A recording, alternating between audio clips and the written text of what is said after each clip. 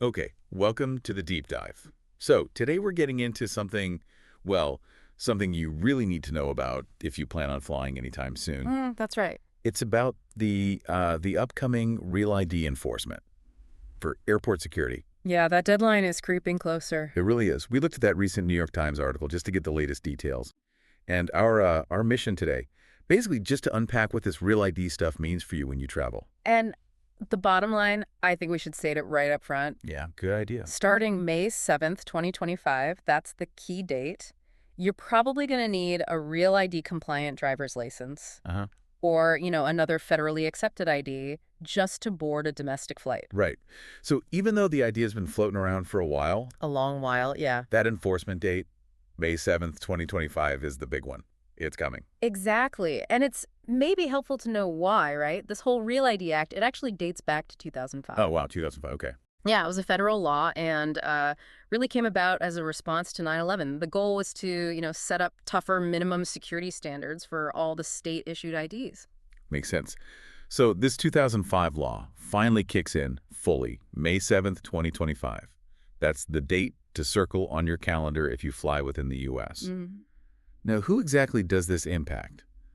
Is it everybody? Well, it's for anyone who is 18 or older Okay. and flying on commercial airlines within the United States, so domestic flights, basically. It's all Yeah. about that identity check before you hit the TSA checkpoint. Right. Okay. So let's say May 8th, 2025 rolls around, and maybe my license isn't the real ID kind. What else works?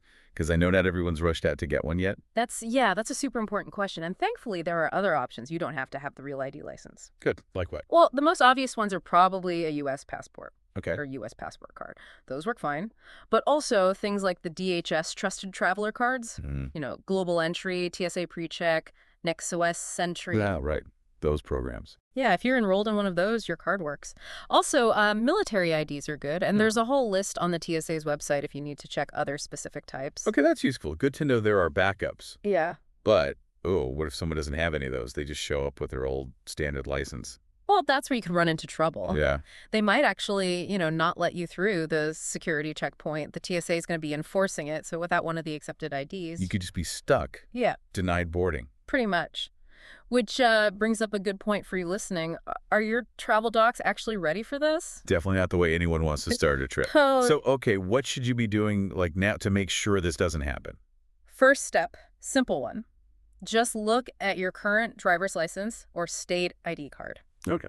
Most states are issuing Real ID compliant ones now, and the big clue is usually a star symbol, often in the upper part of the A card. star. Got it.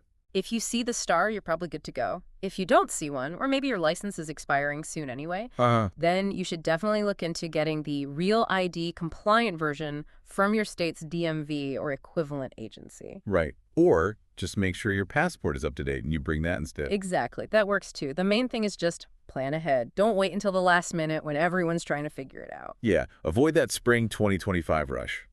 Good advice. Yeah. Okay, so let's recap the essentials. May 7th, 2025. The date. That's when Real ID becomes the standard for flying domestically.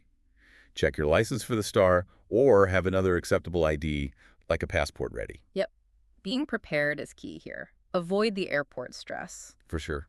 You know, it kind of makes you think, though, Hmm. as we move towards these, more standardized IDs for travel, what other sort of maybe seemingly small ID requirements could pop up down the road? Things that might have a bigger impact than we expect. That's an interesting thought. Like, what's next and how we prove who we are for security?